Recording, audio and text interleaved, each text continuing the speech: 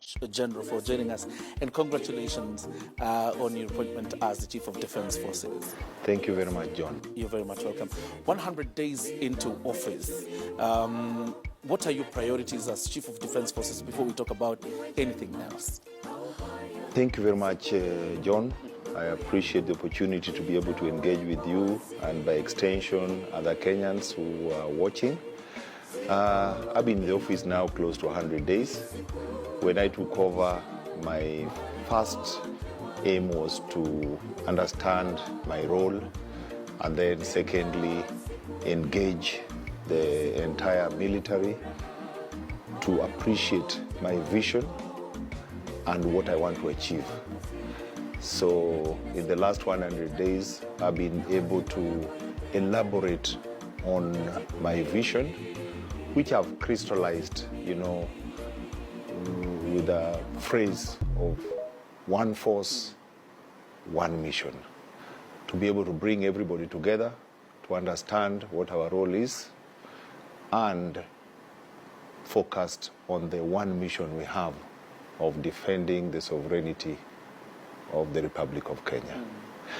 I have also, in the last 100 days, been able to appreciate the entire force, be able to visit the locations where we are deployed, both internally and externally, and I more or less have an understanding of the entire force and also been able to articulate where I want to take the force to be an effective military in performing its mission.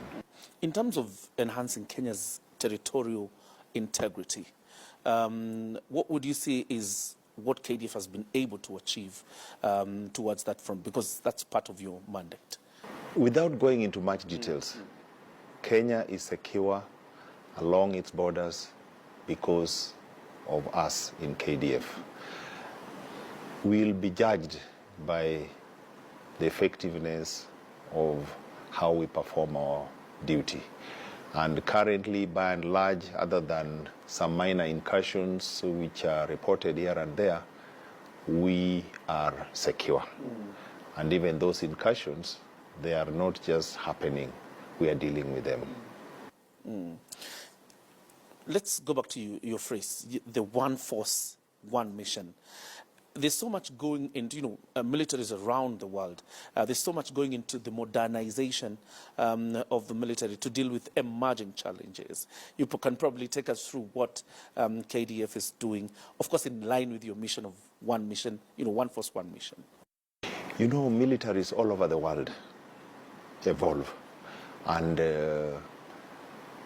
threats to national security change every day. So we must keep on evolving, equipping ourselves to be able to mitigate any emerging threats. So if you hear of military modernization, it's not just a time to go and buy more weapons. We evaluate the threats, the possible threats that are there, and how to mitigate them. And when we realize that some of the equipment or strategies that we have had have some gaps, then we modernize to close these gaps so that we are always capable of defending the Republic. Let's talk about the upcoming recruitment of the officers of KDF, because, that always attracts a lot of attention from Kenyans whenever that time comes. First of all, start by explaining to us why the recruitment is annual. The military has a role, and to be able to perform this role, you require resources. The first and most critical resource is the human being. You need people, you need equipment, you need all kinds of resources. Now, we have a certain level of force, but as you know, mobility of labor is a common practice everywhere. There are people who leave for whatever reasons. So every year we have to recruit to be able to maintain the level of desired force level we require. And therefore we recruit to be able to cater for attrition and also in the context of our modernization, achieve the desired force level that we require. That's the main reason why we recruit every year. Let's talk about the criteria, or who do you target when you talk about recruitment? Without going into too many details, first of all, the person who wants to join the military, three things, if I can summarize them. One is the physical form of the person.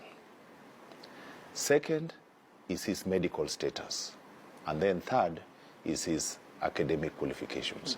So you can categorize everybody, you know, there are different trades and different entry levels, but those three areas are what we look at. Now, each area has detailed specifics, which if you read our advert, we clearly elaborate. If you want to join as a serviceman, if you want to join as a tradesman, if you want to join as a specialist, if you want to join as an officer cadet, all those various entry levels, the specifics are clearly tabulated. Under your leadership, you've put emphasis on the online submission of anybody who wants, to participate in this process. Why online? There are some which we are getting applications online, and there are some which we are going into the field. The online ones, actually, there are only two categories. This is the servicemen who are joining in as tradesmen. Now, you realize when we go to the field, the time is so short, you cannot scrutinize all the qualifications and the trades that this person has done. So we want him to submit all those online, so there's enough time to scrutinize all those details, so that by the time he comes for the interview, we know who we are getting. That is why we do online for tradesmen. Same as specialists. You know, specialists, you've done so many other courses. So the online will enable us to have enough time to go through all your credentials. The others who we only need your age, physical status, and your education, we do it in the field. So the general servicemen, we do it in the field. GSO officers, we do it in the field. GSO officer graduates, we do it in the field. So that's the main reason why we have some online and some in the field.